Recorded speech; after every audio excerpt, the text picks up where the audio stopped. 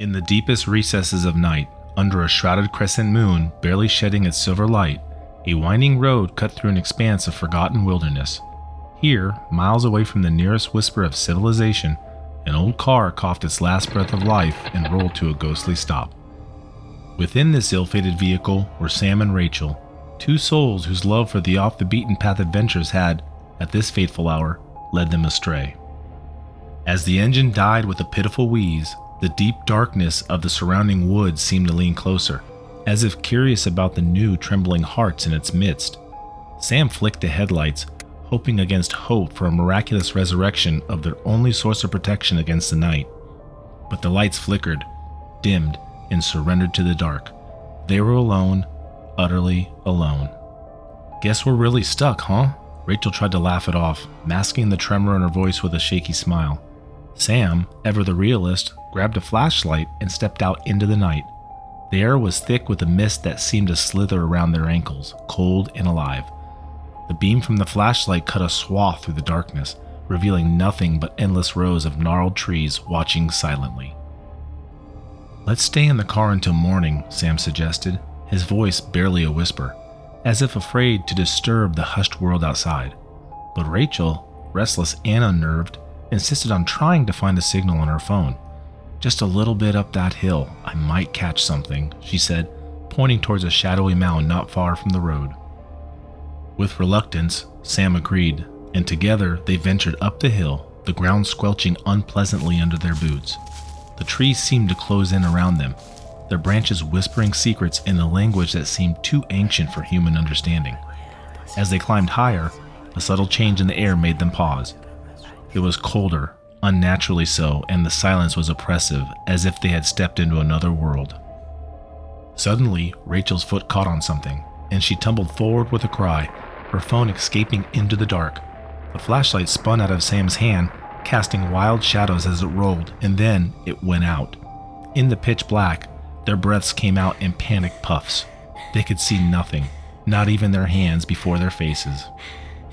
They felt it then, an ungodly chill that whispered of hostility long dormant beneath the earth. From the dark shadows came a soft hissing sound, like the rustle of dry leaves. But there were no leaves here, only the ever-watchful trees and the thick, suffocating mist. "Who's there?" Rachel's voice was a hoarse whisper, strangled by fear. No answer came, but the rustling grew louder, closer. They backed away slowly, hearts pounding an erratic drumbeat of terror. Then, the unimaginable horror.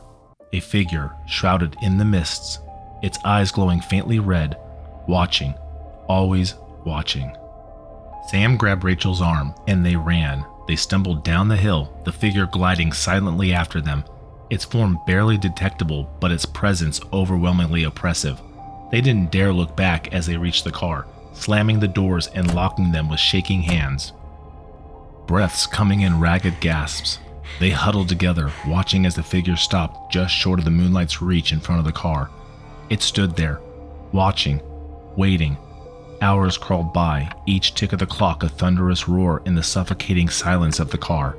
As the first weak rays of dawn pierced the night, the figure dissolved into the mist as if it had never been.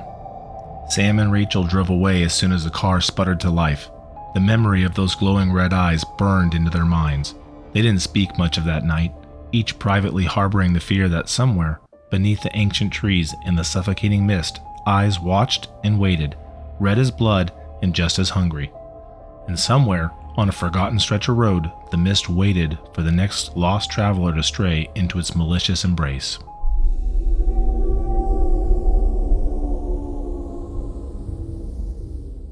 In the heart of a dense, whispering forest, miles from the nearest town, stood an old cabin, its wood warped by time and weather.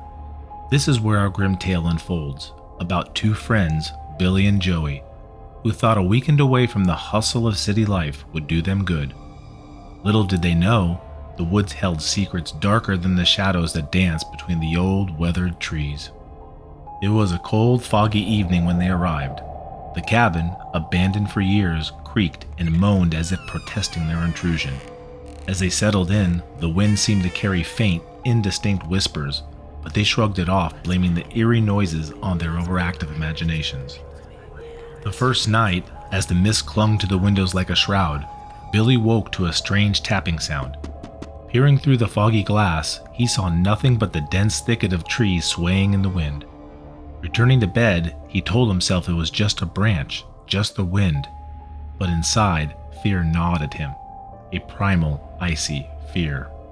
The next day, they decided to explore the woods. The deeper they ventured, the more Joey felt like they were being watched. Shadows seemed to flicker and move just beyond his sight. Every snap of a twig underfoot sounded like a warning. Billy laughed it off, but Joey's unease grew with every step. As dusk fell, they returned to the cabin.